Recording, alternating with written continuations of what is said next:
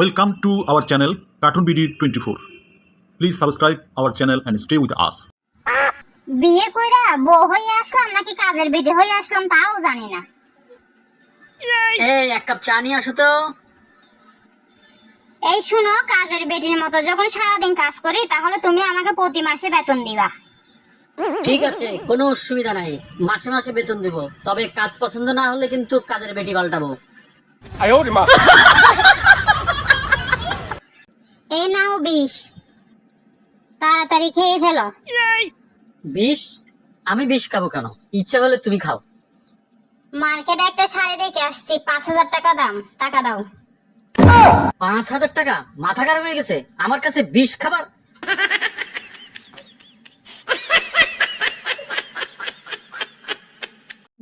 এই জানো, পাশের বাসার ভাবির না বাচ্চা হবে। বলো কি? এটা তো অনেক খুশির খবর। এটা কি খুশির খবর? ভাই তো 2 বছর ধরে বিদেশে আছে, এটা জানো না? তো আমার সাথে চিল্লাচিল্লি করছো কেন? আমি কিন্তু এই ব্যাপারে কিছুই জানি না। ঠাকুর ঘরে কে রে? আমি কলা খাইনি। এই জানো, পাশের বাসার ভাবি না পালাই গেছে। হ্যাঁ জানি তো, পুলিশ কমপ্লেন করে এসেছি। তুমি কমপ্লেন করলে কেন? কমপ্লেন করবো না? বেইমানের শাস্তি তো পেতেই হবে, কথা ছিল আমার সাথে পালাবে।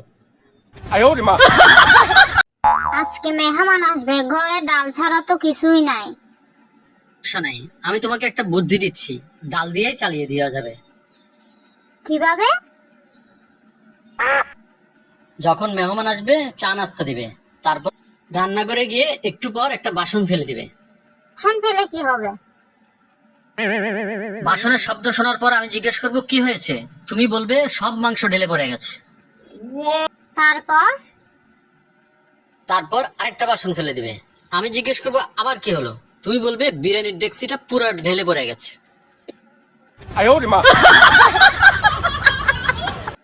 আমার রানী একা একা কি করে? এই তো টিভি দেখতেছি। তুমি আমাকে রানী বলে ডাকো কেন? ও, তাও জানো না? চাকরানির নামটা একটু বড় তো, তাই সংক্ষেপে রানী বলে ডাকি। ও আচ্ছা, জানো, তোমার তো অনেক বুদ্ধি। ও আচ্ছা, তুমি আমাকে জানু বলে ডাকো কেন? আসলে জানোয়ারটা অনেক বড় তো, এই জন্য সংক্ষেপে জানু বলে ডাকি।